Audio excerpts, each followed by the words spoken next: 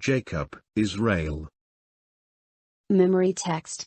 And he said, "Your name shall no longer be called Jacob, but Israel, for you have struggled with God and with men, and have prevailed." Genesis 32:28. Jacob now leaves Laban to return home.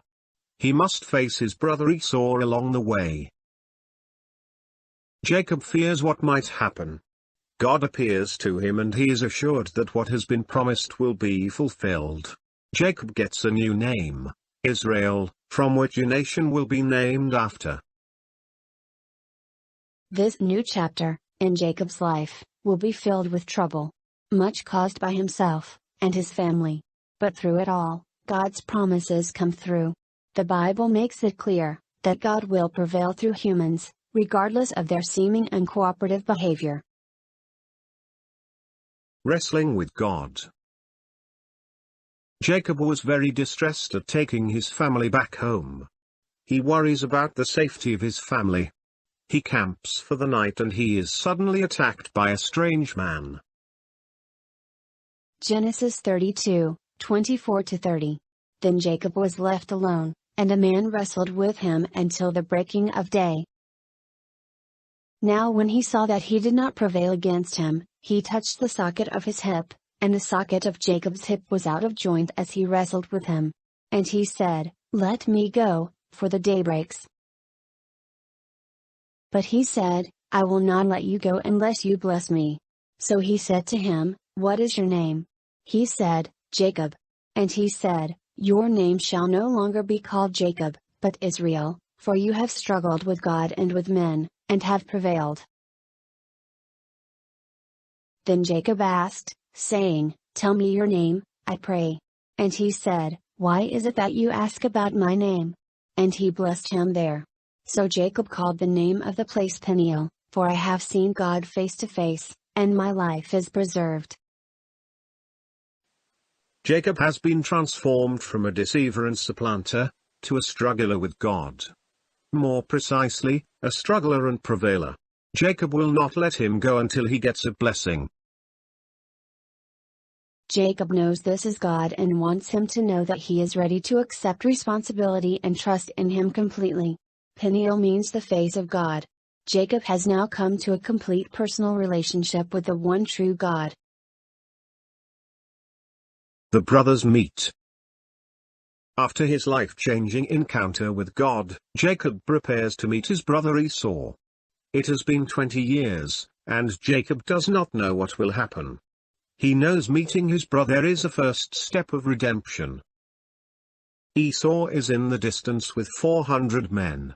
Jacob strategically places his family in formation, thinking this will make his encounter seem more gracious, and perhaps spare those near the back.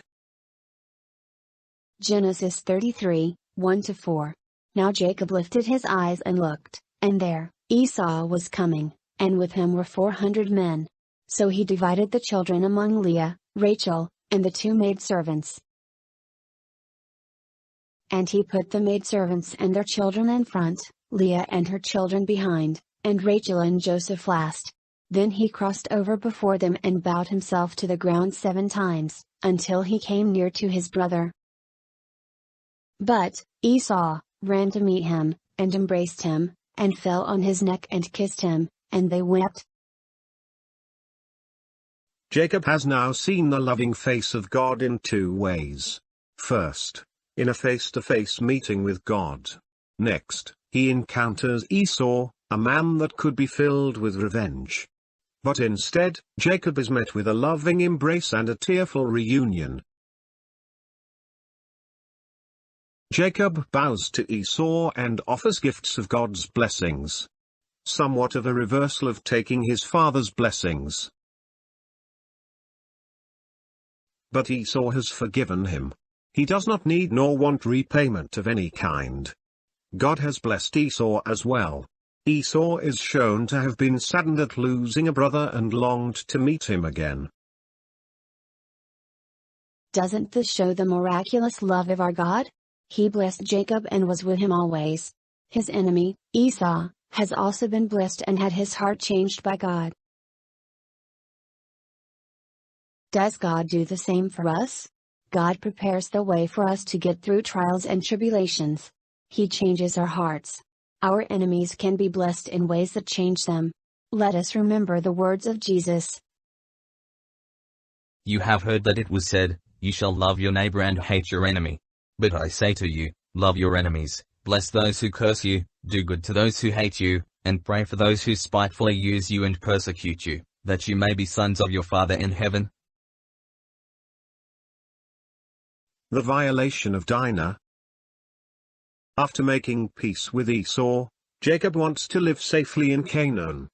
He buys land and erects an altar to God. He offers sacrifices in total worship. But now trouble overtakes Jacob and his entire family. Jacob tries in vain to live in peace with the inhabitants of Canaan. In Genesis 34, we learn of the violation of Dinah. Dinah is the daughter of Leah, by Jacob.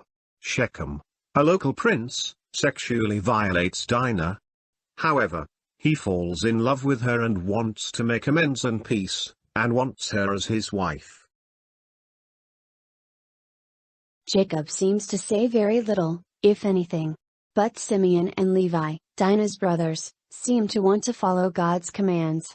They do not want any intermarriage with Canaanites. It might seem good to punish one man, but this becomes a plot to kill all the people with Shechem, and steal everything they have. They devise a plan that calls for every male in Shechem to be circumcised. While they are recovering in pain, Simeon and Levi come to their city, kill every male, and literally plunder the city of everything. This included livestock, wives, and children. This gets Jacob involved with yet another deception. He might have wanted to keep peace by staying silent before, but now he scolds his sons by telling them they are all in danger of revenge. It seems that Jacob, though full of God's grace, continues to be involved with deceit and unkind acts. Yes, there should be consequences for bad actions, but God has reminded us that He is in control. When we decide to follow Jesus, we must do it completely, striving to put away our past evil ways and love our neighbors as ourselves. Prevailing idolatry. After Jacob tells his sons that they are in danger from the surrounding Canaanites, God calls Jacob again. By this time, Jacob's family is full of idolatry. Not only the idols that Rachel stole from her father, but the ones taken when Shechem was plundered. Genesis 35, 1-4. Then God said to Jacob, "Arise, go up to Bethel and dwell there, and make an altar there to God, who appeared to you when you fled from the face of Esau your brother."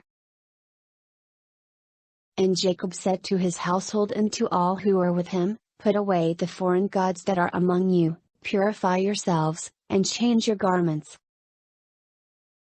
Then let us arise and go up to Bethel, and I will make an altar there to God, who answered me in the day of my distress and has been with me in the way which I have gone." So they gave Jacob all the foreign gods which were in their hands, and the earrings which were in their ears, and Jacob hid them under the terebinth tree which was by Shechem. Not only do they have physical idols, their hearts are also filled with paganism. Jacob wants a clean start.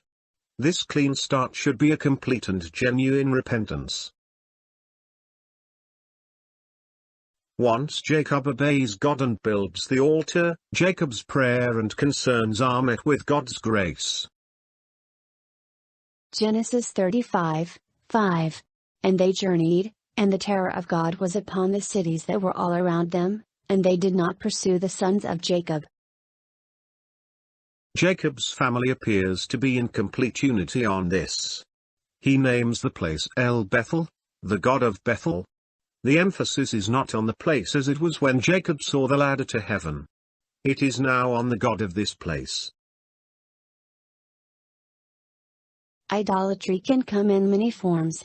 Things and activities that can be the main purpose in our lives.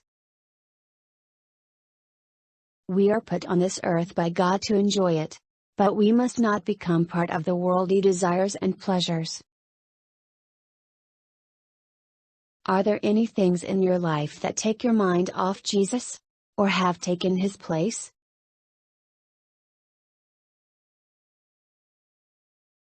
The death of Rachel.